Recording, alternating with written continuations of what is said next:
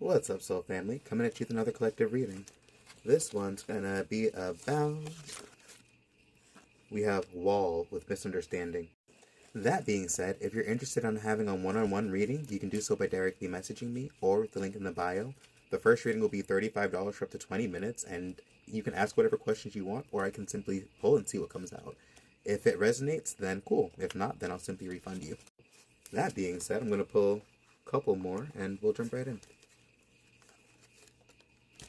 So then we have a two-faced friend, and then Diamond with You'll Be Receiving a Precious Gift. So, right off the bat, it makes me feel as if how people handle misunderstandings are everything. If you're able to, in a misunderstanding, even apologize or try to explain or convey your perspective in a way that's not necessarily disrespectful, but the other party is not able to do so, and that is a consistent thing, then I think it's important to take note of those dynamics that we have with individuals. And that can then lead to there being friends who we might have not necessarily the best interactions with. Not everybody necessarily has the perspective of wanting to just be nice and kind. Some people are just fucking two-faced, to be blunt. And it's kind of annoying to deal with, but it kind of is the nature of how things are. So then we have the Page of Wands. So I feel like moving on from that, the Page of Wands makes me feel like as you continue to explore and find things that you love yourself, and as you continue to go down that path, you kind of just receive gifts. There's so many times where I'm literally just engaging with things that I love and things that I like, and then I feel like the path gets deeper and deeper and deeper the more that I allow myself to lean in on the things that I love. And I can only state it so much. I grew up playing Neopets, and now I'm using a Neopets deck. And here comes the Sun card with clarity. I've always been told we're here to have individual experiences and to embrace our authenticity, to embrace these individual perspectives that we have, and the fact that we have free will and the ability to even have these individual perspectives that allow us to come to these conclusions. So the Sun card, to me, it points towards us gaining clarity, and as we gain more clarity, the path in front of us gets revealed.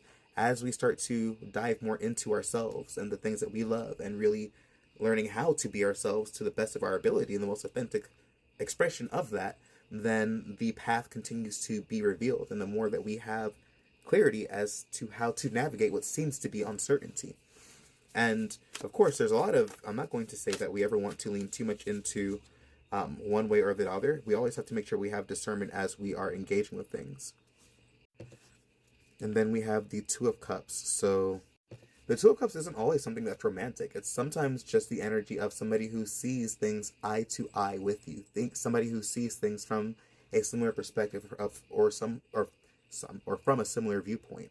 So sometimes we are in the energy of simply needing there to be a reflection of somebody who has a shared perspective and has something that can actually see where we're coming from, and not being around perspectives that are not aligned to that. When I think about the Two of Cups energy, we can have differences in opinions. It's, first of all, how we approach it, but then what I also want to keep in mind is that sometimes there can be a difference in the experiences that we have, and I think it's important to then respect those differences as well. And it's not necessarily to say that one experience is more valid than the other, but it's to say that sometimes there could be that other people might have experienced something that then allows them to have a certain level of insight. The way that I always think is, or more recently, I'm starting to come to the belief that it's like Harry Potter being amongst other individuals in the wizarding world. There are countless people who have different perspectives and ways of conducting themselves in the wizarding world, but there are still certain truths that they simply experience. There are still certain things that they know to be objectively true through the experiences that they've had collectively. So sometimes it's the matter of navigating two people who are able to see eye to eye with you because of the fact that they're able to resonate on that frequency of having shared experiences. Let me pull a couple more.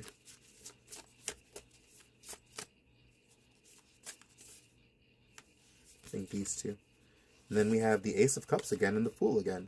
So sometimes these connections, I think about, again, the fact that I've had such connections that were very, I had connections where somebody pretty much said to me, I don't care about your opinion, I don't care about what you have to say, things are going to continue being on the way that they are, and that is just what it is. But in that exact same breath, the very next day, I had interactions with somebody else who, while they might not have had the experiences that I've had, were still able to then honor and respect and actually be open to hearing what somebody said.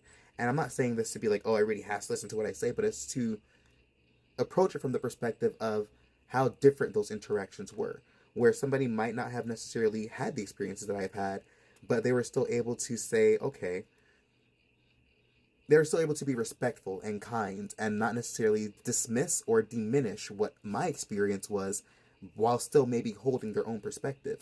So that, to me, in my experience, was a breath of fresh air by contrast to the experiences that I had the day before. And I think it's really important to keep in mind that when we are experiencing misunderstandings, how people are interacting with them, the perspectives that they hold, what they're saying as we're having these misunderstandings, and how we're navigating through them. And sometimes the call is to simply go elsewhere, start new, and then allow new connections to come in, and that is what's going to lead to this breath of fresh air, this cup of water on that hot summer day, that nice, whatever your favorite flavor of Kool-Aid is, that nice tall glass of Kool-Aid with a little bit of ice in it. You know, for me, it's blue, sometimes it's red, whatever that is for you. Like, sometimes us allowing us to have new experiences bring us to that breath of fresh air versus allowing ourselves to kind of be stuck in perspectives that were not necessarily aligned with us, especially when people don't handle these misunderstandings or things like that in the healthiest way. Especially if you're the kind of person to like own up to your shit, be accountable, and even apologize for your perspective if it might have then offended somebody, but then somebody might just be just straight up disrespectful. Sometimes you just got to separate yourself and know that your value is held elsewhere. And that's where we kind of have to take the step back to, because the Four of Swords is all about rest and contemplation, and actually taking that step back to really think what we want, how we want to continue to approach things, how we want to interact with things. It's literally the step of taking, the concept of taking a step back and giving yourself that breath to kind of ground yourself, to consider how you want to move forward. It's almost like that strategic strategic retreat where you sit back, assess your options before moving forward. In countless different stories, people might have had to take a step back and then contemplate how they want to move forward before then acting on it. And I think that's just as important of a stage to go through in creation as action. That is action in a different form, to be completely honest, because a lot of this experience is mental. Every single thing that's being created within the physical realm, every single, and I'll pay you a damn dollar to tell me something that has not been.